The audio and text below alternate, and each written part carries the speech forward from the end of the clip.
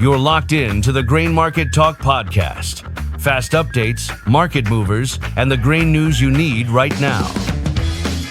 Trading commodity futures and options involves substantial risk of loss and is not suitable for all investors. All right, today is January 29th. I've got Pat back with us here live. How's it going, Pat? It's going good. How are you today, Mike? We're doing really good. We're going to talk about the grain markets today, a few different items. We're going to kind of break down Trump's visit into Iowa. We're going to talk about some of the reasons why the grain markets are moving a little bit higher this week. Pat talking about whether it be Argentina or the U.S. dollar falling a little bit. So those are a few of the items we're going to discuss today. Looking forward to the discussion. Awesome. So let's talk about Trump's little visit to Iowa here this week. He boasted about a couple different things. One was maybe a little bit of a pep rally that the Chinese administration has successfully purchased their first 12 million metric tons of soybeans. So as we know, Trump likes to go to Iowa to take a victory lap on some of those trade items. And then also he discussed the potential or possibility still for E15 being available for a season-round time frame. And he boasted about how that could pose some good things for corn demand here. And he's talked a little bit more, too, about this idea that he's brought 2 John Deere plants back into the United States, a lot in the manufacturing industry, which he's been working on as well. So did you have any key takeaways from Trump's visit here in Iowa this week? Yeah, I appreciate your summary there, and you're right. It was more of a political rally than anything else, but probably well timed as we start to think about midterms and those sorts of things. And I think it is important for this administration to remind their supporters, right, on the process a little bit here. And so touching on all of those topics certainly it would be appropriate for our group, if you will. But the 12 million metric ton into China on soybeans is still half of what we normally would expect, right? And so taking a victory lap on starting a fire and putting it half out is okay, I guess, right? But I think it's kind of our responsibility to keep perspective on those things too, right? Now, having said that, I also we also all believe, of course, that energy insecurity or energy security is important, right? And ethanol has played a real role in that for decades now, and the possibility or probability of building that to E15 year round certainly helps corn growers for sure, helps agriculture in general, but does provide for an additional layer of energy security, which is vitally important to our country. From a demand on corn perspective, it's probably not too big of a deal. It's 200-300 million bushels, maybe max, that we're going to see out of this, especially in the near term. They had language in there like, it could be up to 2 billion bushels of more corn demand, but that would be that every person going to the pump is basically choosing E15 instead of 10. And from an economic perspective, like maybe it's not as good as we have been, but at the same time, crude oil and gas is pretty cheap again. Yeah, so it's not that billion bushel projection or two, whatever. That's not a wrong answer. It's just not a probable one. Yeah, that's right. And we are exporting about 13% of the ethanol that we produce too, so that could end up backfilling some additional domestic demand as well. With ethanol, I really feel like that continues to be if there's a growth opportunity, it's one of these days I feel like we're going to wake up, and if Trump does do something really bullish for the corn market, is probably sign some trade deal with India and we're going to ship them a bunch of ethanol or something, So from a growth perspective, can we get the American consumer to go from 10 to 15% on a mandate or something? Doesn't seem likely. We can barely get these guys to do it seasonally at this point, just the availability of it. Right. The growth opportunity really seems like if we could get the rest of the world up to E10 at some point. So, and maybe this is as good a time as any to talk about exports and just exports in general and what impact that the U.S. currency has been having on that. For sure. If we look at the U.S. currency today, it's had a massive impact on the grain markets this week specifically. Going until really the end of last week, the corn market and soybean market's been pretty Pretty boring, Pat. I mean, there really hasn't been much news. You had the WASD report, and now it's not a whole lot to trade until basically prospective planning. And one of the things that's found its way in was the U.S. dollar has been collapsing pretty hard in the last 10 days. If you look, the debasement trade seems well and alive. To make this simple, basically, we are really buying up metals right now and selling off the U.S. dollar. People don't want the U.S. dollar. They're playing the debasement trade, and we've seen that. The U.S. dollar is as low as it's been now for over 4 years, and that's a fantastic thing for our industry and ag exports. Trump even boasted about that a little bit this week, that he wants a low U.S. dollar. He's not concerned about it at all.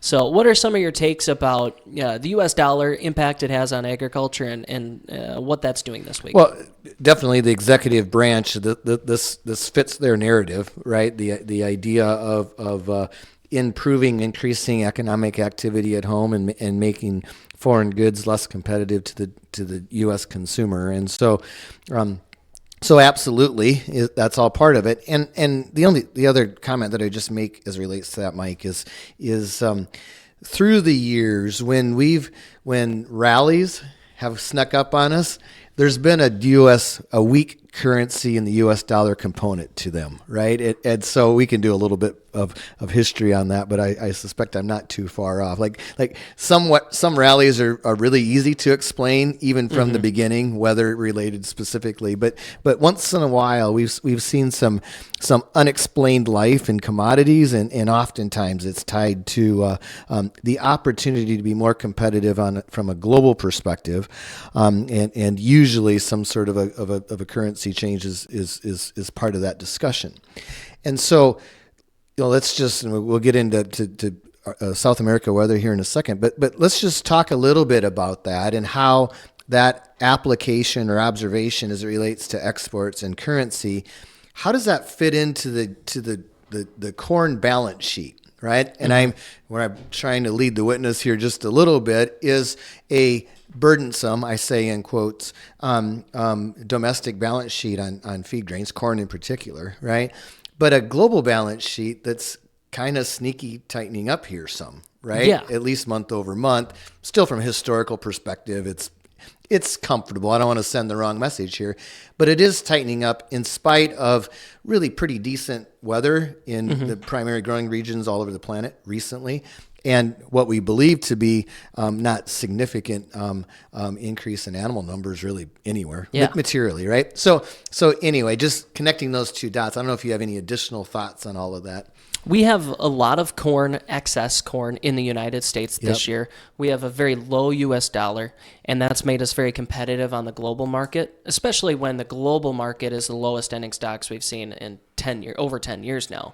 And especially for some of our major trade partners, which is still China, their stocks are low, about 10-year lows on both corn and soybeans and even wheat at this point. So from that perspective, I think just to try to round it all up is that, a low U.S. dollar right now, it does move the needle pretty good we got a lot of product we got to move out of the United States because we don't have more crush plants for ethanol. Really, there's some expansion at current ones, but not a lot. And we don't have any more ethanol or any more animal numbers, so we got to get rid of it. And right now is a really good time that's lining up. Absolutely. And if we wanted to build on it a little bit more, Argentina, their crop conditions are decreasing pretty hard right now. That's been part of this week's support as well, Pat. They started off at really high levels. Like Kate will pull up the crop condition scores in Argentina right now, and you'll see that normally we start off at 20 to 40% good to excellent there, and we were like 80% this year. Now it's just coming back to normal basically, but it's on a pretty steep decline.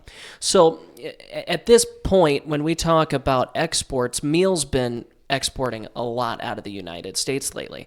And as we found ourselves just under $300 on meal, seems like historically we find pretty good support here, don't we? Yep. Haven't spent a lot of time for 10 years below $300 in the meal complex, to your point. Absolutely. Yeah.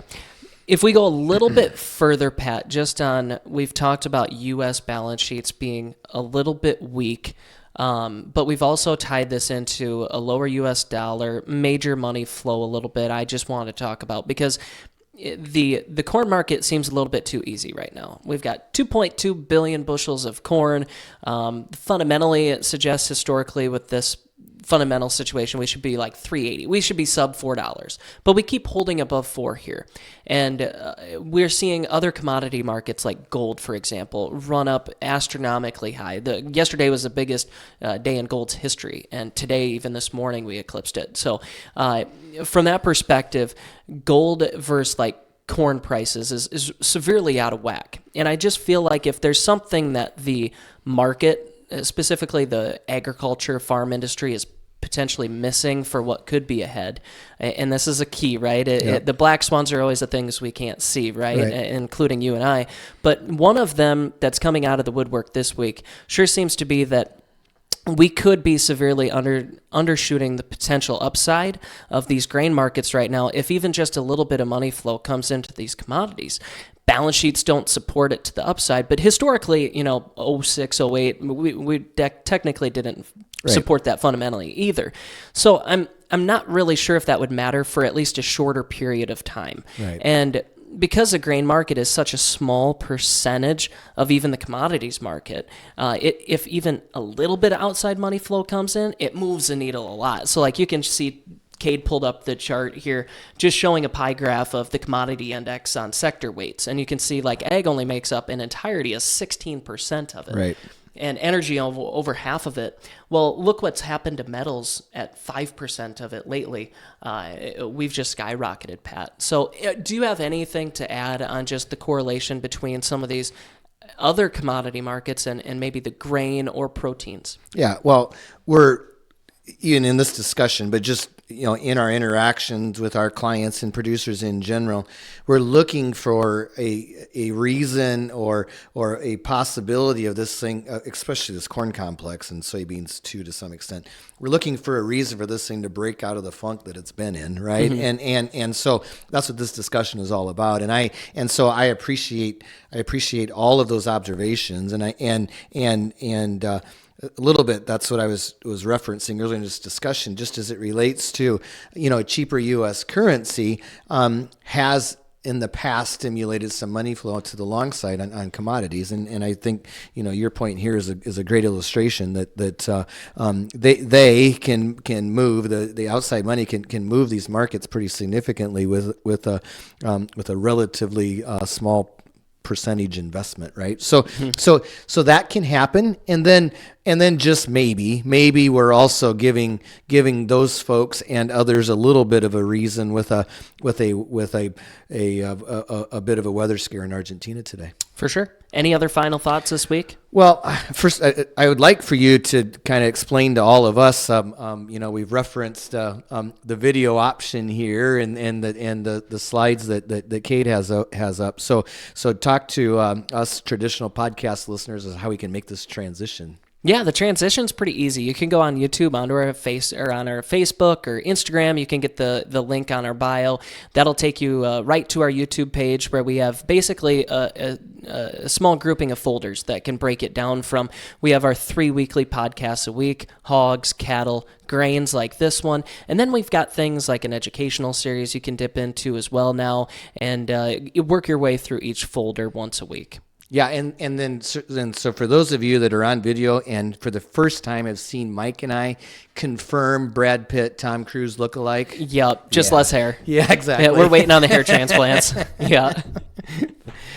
That's like the last thing we'll just say is as we wrap up this time of year, we haven't mentioned crop insurance once and should, right? We're going to start our averaging period next week for the spring price and a nice little pop in both Nove and Dees corn, Nove beans, Dees corn in terms of starting that averaging period. And we really appreciate the opportunity to engage with producers on how the combination of a solid risk management plan and our crop insurance products can work really well in your operation. This week and this year is really important for that, because Absolutely. At Pro Ag here, we have a very interesting opportunity on the insurance side for row crops that's definitely worth reaching out to us on. It gives us a little bit of a competitive advantage, I think, Pat. Absolutely. Thank you. Thank you.